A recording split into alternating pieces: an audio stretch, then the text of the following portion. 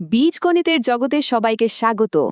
আজ আমরা একটা দারুণ জিনিস দেখব, বীজগাণিতিক সংখ্যামালার গুণ আর ভাগ। ব্যাপারটা কিন্তু অতটা কঠিন না। চলুন এর একেবারে ভেতরে ঢুকে দেখি।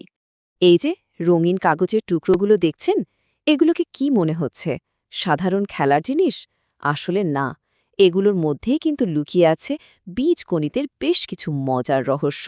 চলুন তো দেখি কিভাবে এই সহজ জিনিসগুলো আমাদের কঠিন অঙ্ক শেখাতে পারে। তো আজকের এই আলোচনায় আমরা কি দেখব? প্রথমে রঙিন কার্ড দিয়ে বীজগণিত বুঝব, তারপর আয়তক্ষেত্র দিয়ে গুণ করা শিখব, গুণটাকে আরও ভালো করে আয়ত্ত করব। এরপর দেখব এর উল্টো প্রক্রিয়া মানে ভাগ, আর সবশেষে লং ডিভিশন বা দীর্ঘ ভাগ পদ্ধতিটাও দেখে নেব। চলুন শুরু করা যাক।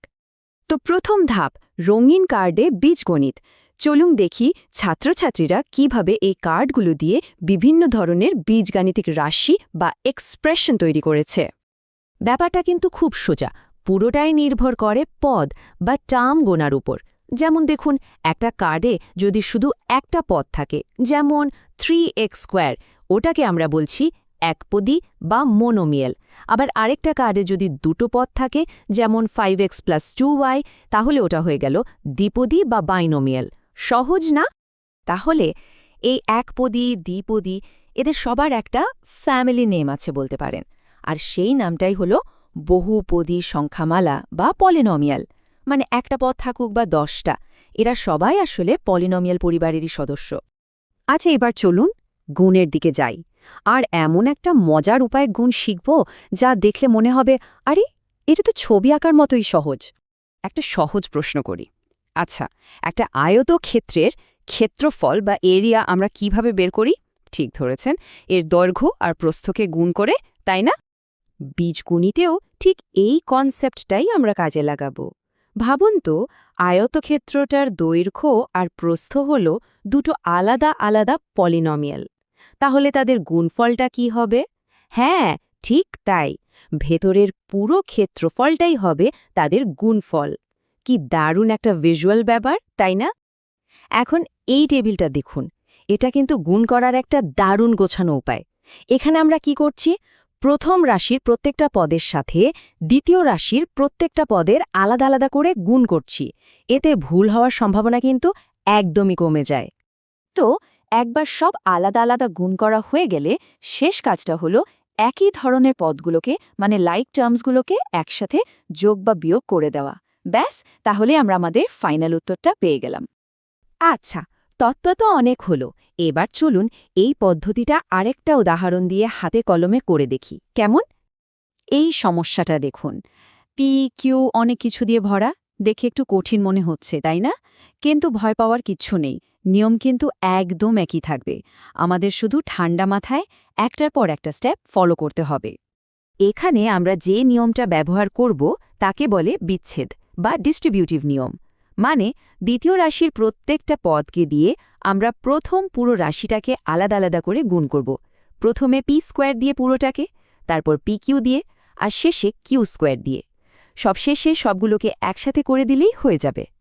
তো গুণ করাটা তো আমরা বেশ ভালোই বুঝে গেলাম। এবার তাহলে এর ঠিক উল্টো কাজটা করা যাক, কি বলেন? মানে ভাগ। ব্যাপারটা খুব সহজ। দেখুন, যদি x-6 আর x-3 গুণ করে x² - 9x+18 হয়, তাহলে এর উল্টোটাও তো সত্যি হবে, তাই না?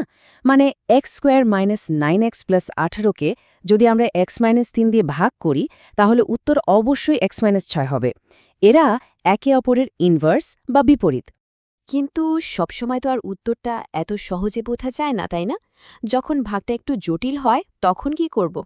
তার জন্য আমাদের হাতে একটা দারুণ শক্তিশালী টুল আছে, আর সেটার নাম হলো দীর্ঘভাগ বা পলিনোমিয়াল লং ডিভিশন।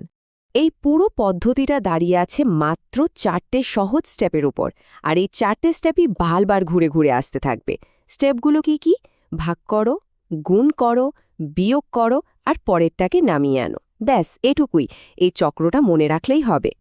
চলুন আর দেরি না করে পাঠ্য বইয়ের এই উদাহরণটা দিয়ে এই পুরো ব্যাপারটা ধাপে ধাপে একসাথে করে দেখি।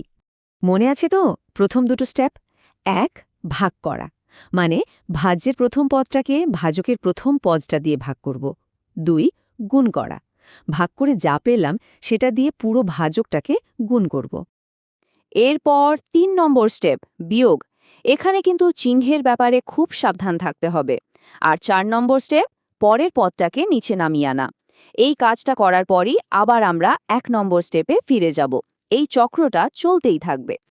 তো এই স্টেপগুলো আরও কয়েকবার করার পর আমরা আমাদের ফাইনাল উত্তরে পৌঁছে গেলাম।